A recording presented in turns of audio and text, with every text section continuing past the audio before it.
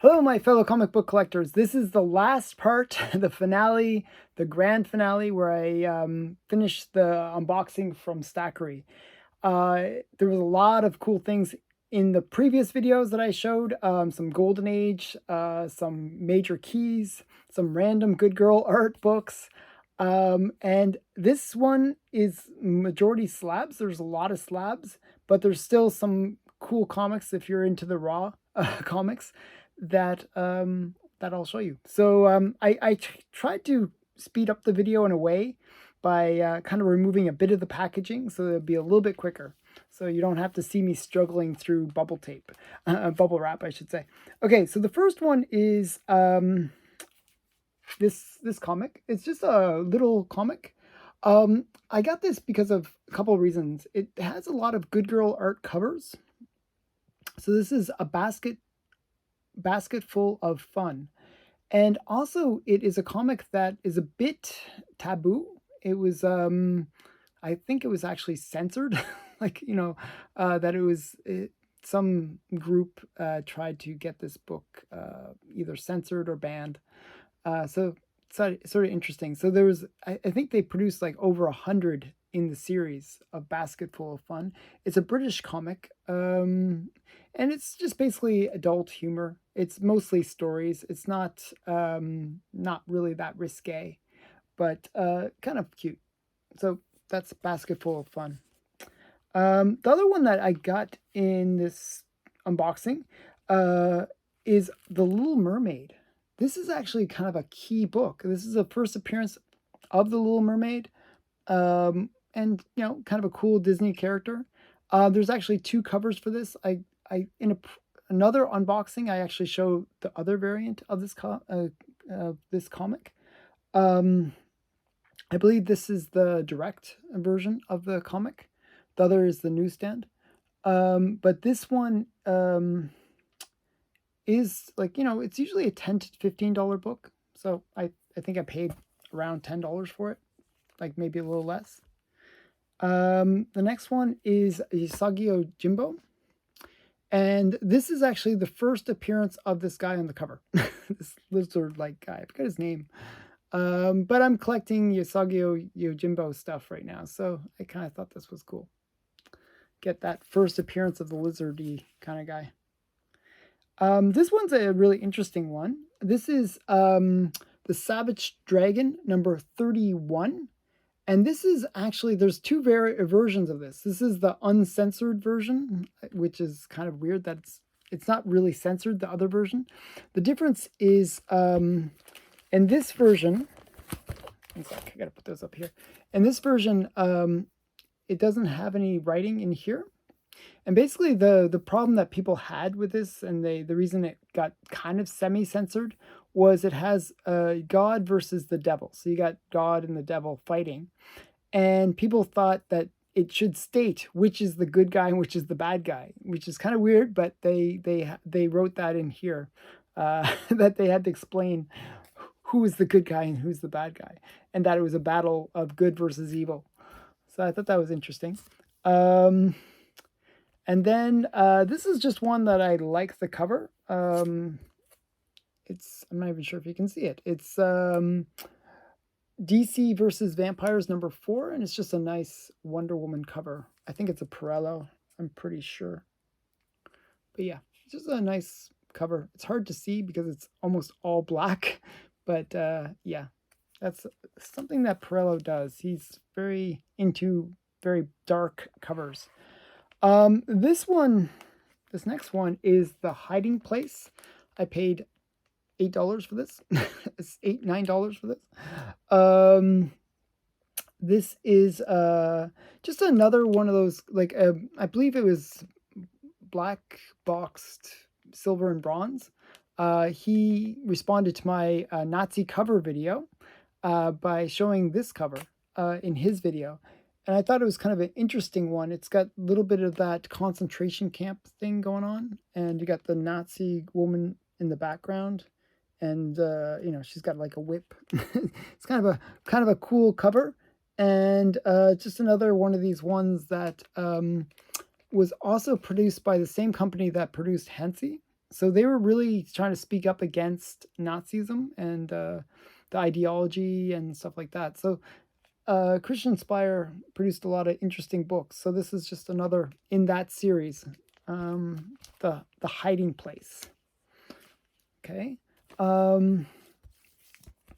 and this is Infinity Inc. number 21. If you're watching the Stargirl series, I think they're on season 3 now. One of the main characters is Dr. Midnight, and the character is Elizabeth Carter, I believe. And in this one, she becomes Dr. Midnight. So this is her right there.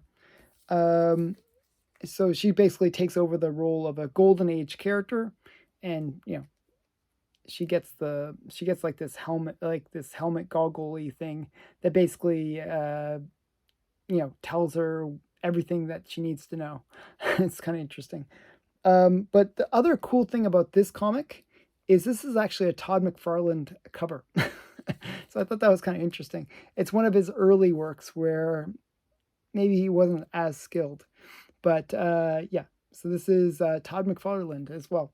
So it's Hourman and Dr. Midnight. The new Hourman and Dr. Midnight. So Infinity Inc. number 21. A lot of the Infinity Inc.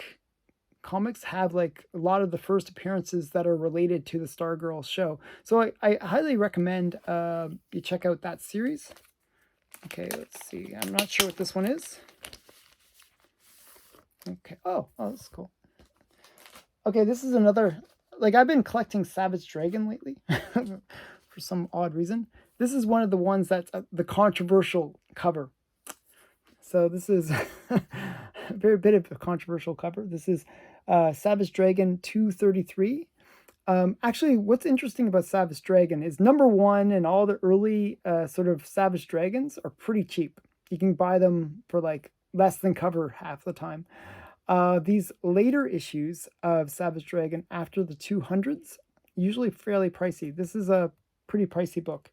It's usually between $30 and maybe $50, $60 for this book. So just so you know, maybe because of the controversy. I kind of like this character. This is Mindy. And it's kind of, I think it's self-explanatory why it's controversial. Bold is beautiful. So yeah. But yeah, I always liked that one. So I paid $30 for it. So okay, let's see what's in this one.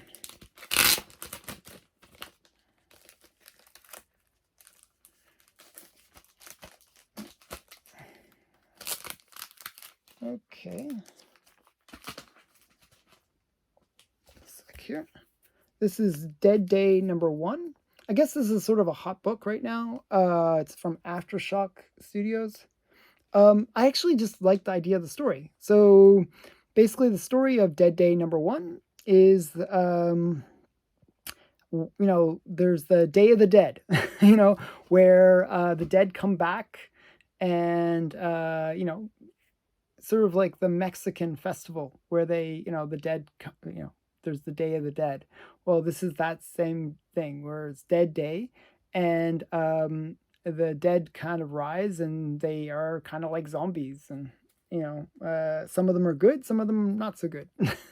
So I thought it was kind of interesting.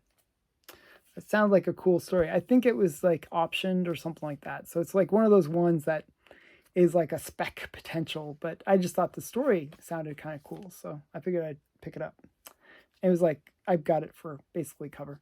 So the next one is Tilly the Toller. I just like these covers. I just think these are kind of cool, like Golden Age. This is like Dell 4-color 150, and it's just a really nice grade too. It's like a 4.5, so it's quite nice. I just really liked it, and I got it for a really good price. Like I talked the guy down to like $40. So I thought that was a good price. I'd seen the same book on Heritage sell for about a couple hundred. So I thought that was pretty good. Next one is Animaniacs number 1. And this is the first appearance of the Animaniacs, I believe. But it's also the first appearance of Pinky and the Brain. So kind of a cool, like nostalgic buy, where you get those characters that you watched as a kid, or well, I wasn't really a kid at the time, but uh, yeah, Animaniacs #1. So I thought that was kind of cool. And let's see, almost done actually. So this one has like a whole bunch of stuff. This is a My Comics Shop order. And we got Lone Wolf and the Cub #1. And it's just, kind of a cool comic. I just thought it was interesting. Lone Wolf and the Cub. So, I don't know. I thought that was cool. It's a Frank Miller story. And I'm not sure if it's a hot book or anything like that. I just thought it was cool.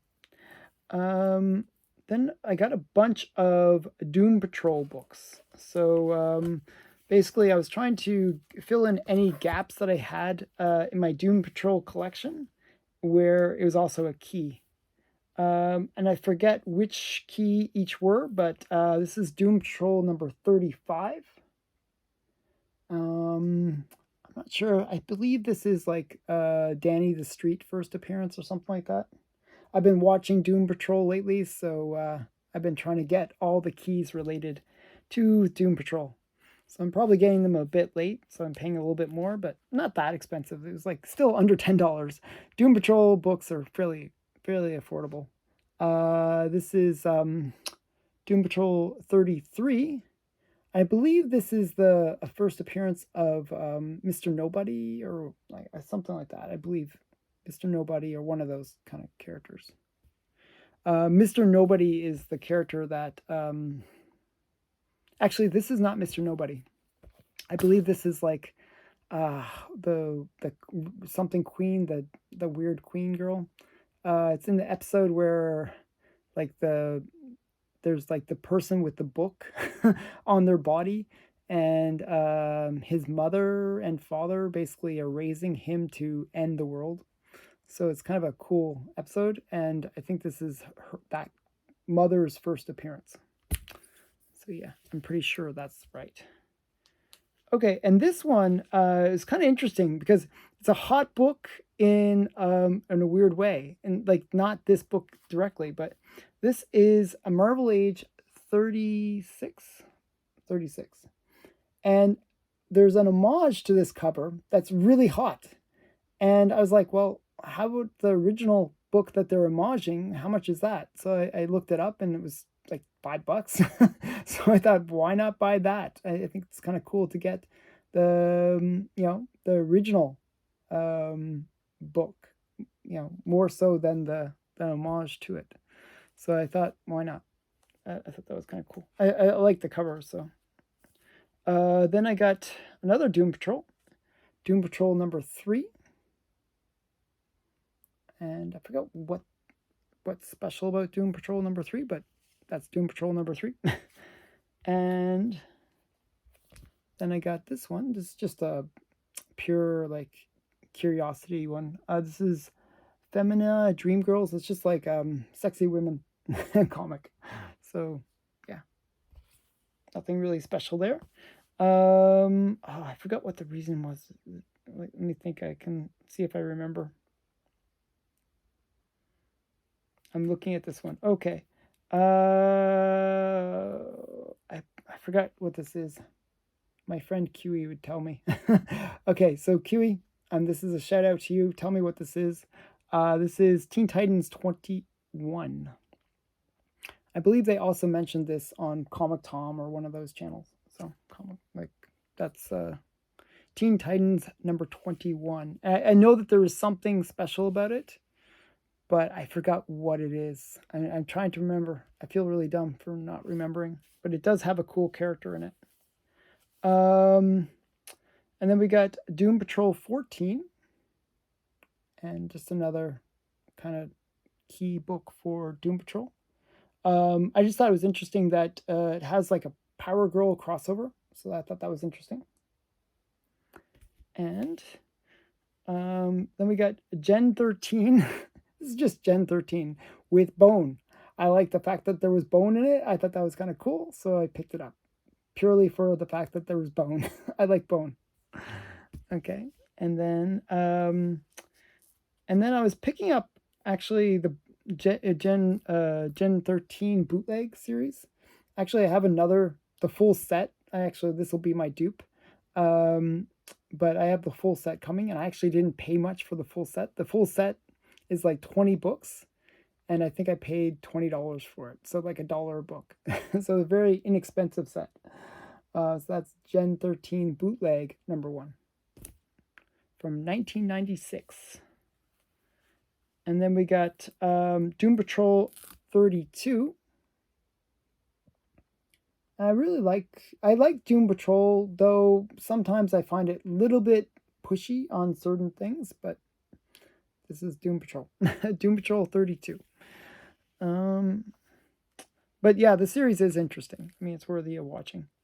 And I just was completing my set. This is Draculina Cozy Coffin number 4. And this just completes my set for Draculina. I collected that magazine and all the comics related. Then we got Doom Patrol 31. It's just another in that series. And this one's a really cool one. This is really awesome, actually. I got this a fairly good price, too. Somebody else had wanted like $1,000 for it, and I got it for like $300. So way cheaper.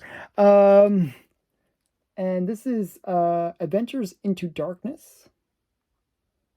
And it's kind of an interesting book because it was mentioned in one of the Reader's Digest stories about harmful books to kids.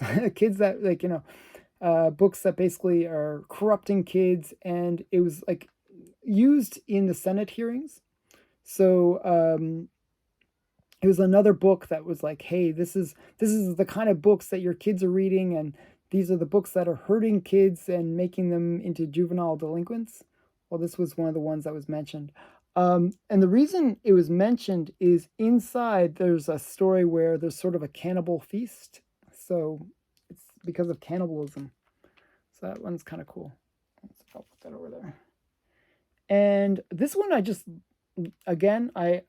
this is a kind of a golden age cool cover one I bought. Not a high grade, it's like a 1/8. It's a really low grade. But it's got that girl in the red dress, bondage, pre-code horror, baffling mysteries, number 20.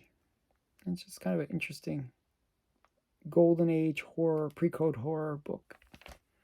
So that's yeah. And the last one from the comics, the raw comics, is this one. This is Boland is the artist, I believe.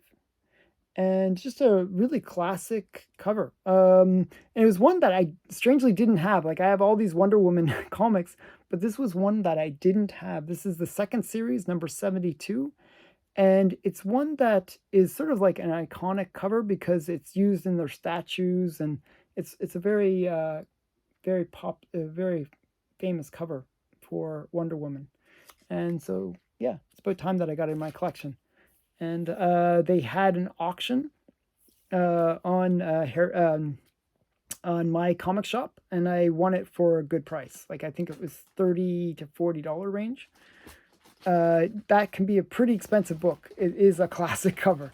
Okay, now I'll get into the slabs. There's a whole bunch of slabs. So, so the first one is Caligula Safe. And this is just one that was part of the collection that I got, which was basically all the Bad Idea books. And it just happened to include a slab. I got 17 Bad Idea books, like complete runs of several of their complete runs, and their one-shots for $100. And it included this slab too. So I thought that was great, and it's a 9/8. So I just thought it was such a great deal. A major auction win for me. That's Caligula Safe. And this is a book that I wanted for a long, long time. I'm actually going to take it out of the plastic. This one is Fantasy Quarterly Elf Quest. So this is Fantasy Quarterly number 1. It is the first appearance of Elf Quest. But this one is actually not only the first appearance and all that wonderful stuff, but it's signed by both the writers and the artists. So it Wendy and Richard Pinney story, Wendy and Dave Sim art, Wendy Pinney cover. And it's signed by Richard and Wendy Pinney. So it's signed by both the creators, which is kind of cool. So I thought this was a kind of a cool book to get in my collection. I like Dungeons and Dragons. I like Elf Quest. And so I thought finally got this one in my collection. So I thought that was kind of cool. That was like one of the books that I was looking for this year. And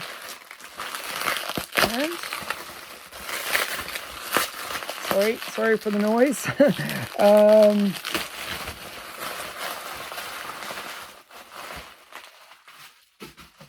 We got Jojo. So this is a low grade, but it's still a nice one. Jojo, I'm collecting the whole, like all of the Jojo comics. So this is Jojo number 22. And it's just a nice snake bondage cover. Like it's like the snake is wrapped around her. And it's just a really great cover. Doesn't say, I wish it would say who the artist is. But it's either like Jack Kamen or Matt Baker. So really, high talent pool on this comic. The reason it's such a low grade is the spine is completely split. So but other than the fact that it has a split spine, it presents incredibly well. Like you can see the back as well. It's just that the cover's detached and split. So, but for some reason, it's actually a very nice looking cover. It's just a split cover. So yeah.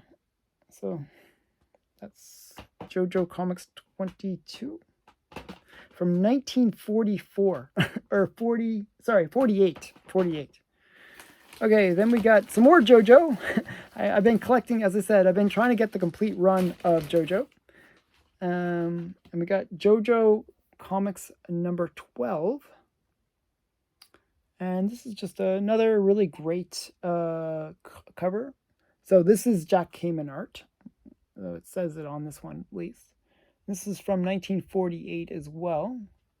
And it's just another one of these Fox Syndicate, Feature Syndicate ones that are just, these are really interesting, like really interesting comics. So and it's a higher grade. This is a nice 5.0. So that was quite nice. And this is the last one I needed for another collection that I'm trying to complete. And now I have the complete collection, is this one. Thunda, King of the Congo. And this is number 5. And it's in a nice grade. Again, this was originally started by Frank Frazetta. He did number 1, and then it ran for 6 issues. But Frank Frazetta was only involved with the first one. The later issues were all done by Bob Powell. So it's just a really great, great comic. Really interesting. Thunda, the King of the Congo. So now I have the complete collection of that, which is kind of cool. I always like having that complete collection. Okay, so we're gonna look at these ones. Oh, this is another one I saw on somebody else's channel on Bronze Comics. I think it was Bronze, Silver,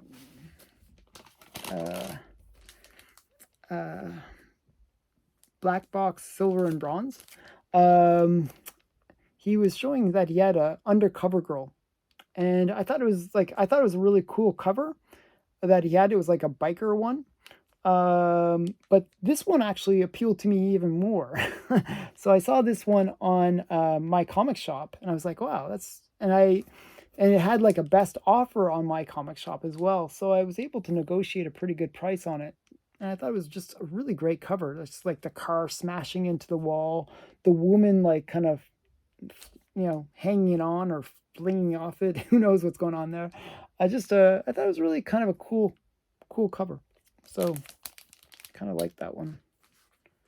Where can I put it? I'll put it here. And more stuff from Stargirl. I've been, as I said, I really enjoyed watching Stargirl because Stargirl brings back a lot of these Golden Age characters, and I really enjoy that they bring back a lot of the JSA, but they also bring back a lot of the villains from the Golden Age. And one of the villains that they brought back is the Gambler. So this is Green Lantern number 12 from 1944, and it's the first appearance of the Gambler. So kind of a cool book. I always wanted to have a Green Lantern book in my Golden Age Green Lantern book in my collection. This is a nice early one. So number 12, first appearance of the Gambler. So kind of a cool book. Okay. And then we got some Wonder Woman Golden Age. And this is Wonder Woman number 21. So kind of a cool early Wonder Woman. I'm not sure if she's like, what she's doing there, but I think it's kind of interesting looking. So early, this is one of the last ones that had the original creator involved. I think 24, issue number 24 is the last one that he did. And one more Wonder Woman, Golden Age Wonder Woman, is this one. I'll take it out of the plastic so you can see it a bit better. This is Wonder Woman number 17. And just, it's a reasonably good grade. And it's an older label, so who knows, might even, if you crack it open, you can get a higher grade maybe. So this is from 1946, Wonder Woman, nice Golden Age Wonder Woman. And has a bondage cover. This guy's tied to a bull. I think that's really like a buffalo or a bison or whatever. So just kind of interesting. Wonder Woman number 17. I'm really close to completing my Wonder Woman collection. Just a few, like less than 20 left. Okay. And I believe this is another in the Stargirl related comics. This is All-American Comics number 85. And this is the first appearance of the Sportsmaster. So Sportsmaster is another one of the villains that appears in Stargirl. And basically, this Sportsmaster uses different sporting equipment and different sporting things to attack his enemies. But he's sort of a bad guy. So Sportsmaster first appearance in All-Star Comics number 85 from 1947. So All-American Comics number 85. It's not a high grade, but it's reasonable. It just has this one corner that's really rough. It looks like maybe it was dipped in something, and that's why it got the low grade. So it's a 2.0 because of that. But still cool to have. Okay, and we're getting to the last few here. And this is Captain Atom number 42. And I believe this has the first appearance of Death, the character that's from Sandman, in DC Comics. So before, she was in Vertigo title, but then in this one, she becomes a DC character. So even though DC owns Vertigo, but yeah, this was cheap. It was like a $30, $40 book, even though it's slabbed even. So it doesn't say that it doesn't mention that on the notes. I wish it did, but it doesn't. Okay, so that's that one. And we're almost at the end. Just two more to show. Okay, and this one's a kind of a cool one. This one's one that most people don't even realize what it is. And it's a really old CBCS label. But this is Josie and the Pussycats number 45. And the interesting thing about this one is this is actually when, so the series actually was called Josie, and it was just Josie. And it was in this book where they changed the title and it became Josie and the Pussycats, which is what we recognize now. And you see the band members up there.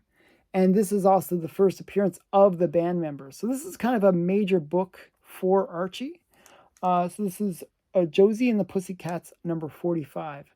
I was kind of a fan of the Josie and the Pussycat movie, even though it wasn't necessarily the best movie. I still liked it for some reason. I thought the girls were kind of cute. So it's kind of an interesting cover. So yeah, Josie and the Pussycats number 45. And the last book, and I actually think that this character is going to be in the next Green Lantern series. This is Far Sector number 1. And it's the first appearance of Senior Joe Merlin, and just a new character for the Green Lantern. So she's kind of like a futuristic kind of like Green Lantern. So yeah. So that's it. That's the last of the haul. You survived if you made it all this way through all those videos. I hope you checked out the other ones. There were some really cool things in the other videos. But I hope you enjoyed this one. Please leave a comment below and subscribe to the channel. And thanks for watching. Bye.